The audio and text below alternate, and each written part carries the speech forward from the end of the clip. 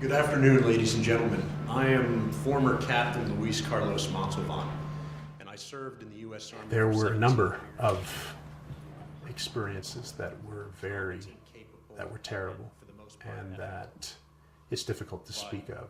Something that I deal with every day, and I'm sure I'll be dealing with it like most veterans from Vietnam and Iraq and Afghanistan, etc., will deal with for the rest of their lives.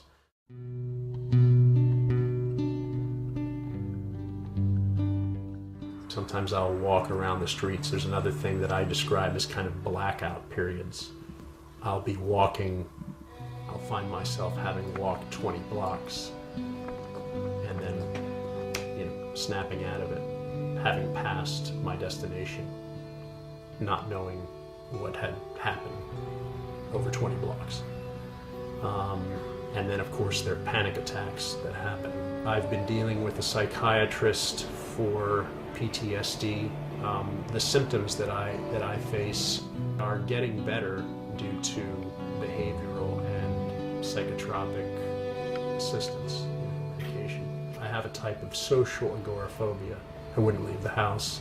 I wasn't comfortable being amongst people. A lot of that, I think, from what a lot of vets and psychologists and psychiatrists tell me, is associated with being in an environment where you're constantly hypervigilant and you can't really trust people at all. So, smile, be friendly, but always have a plan to kill everybody in the room.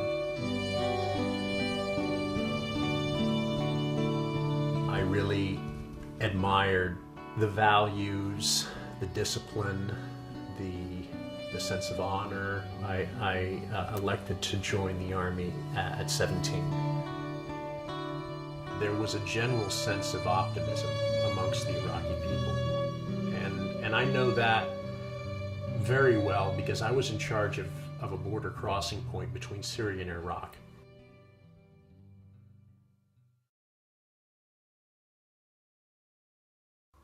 We had riots, that went on at that border crossing point, in which case tens of thousands of Iraqis and others were caught between no man's land, between Syria and Iraq, for days and days and days on end.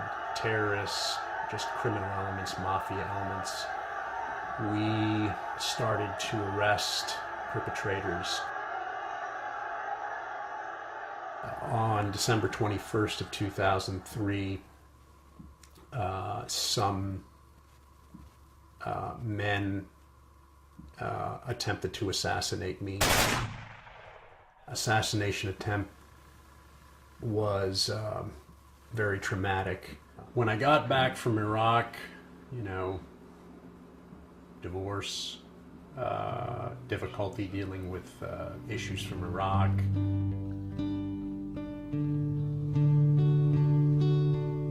Going back to Iraq, I was working with my counterparts who were mostly colonels, and in some cases generals. My worst fears were realized in the level of incompetence and direction that the war was heading, and just the sheer kind of ignorance that they had toward what the realities were on the ground. I realized that I needed to get out of the military, and so I put in my papers resigning, and that took effect September 11th of 2007. Good on you! You're nothing but a bunch of commie little paid punks!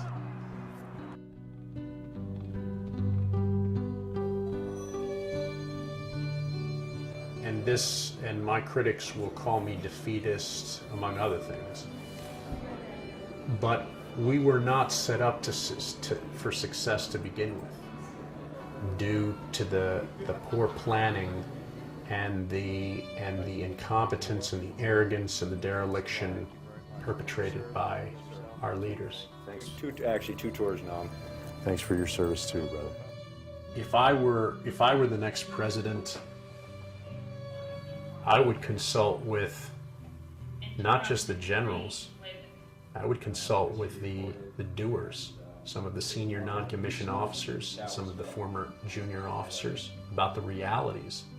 And it's shameful and it's disgusting because they should have to go into Congress and testify under oath with the risk of perjury, not here in an ancillary site hidden behind locked doors. I would like nothing better than to testify under oath before Congress.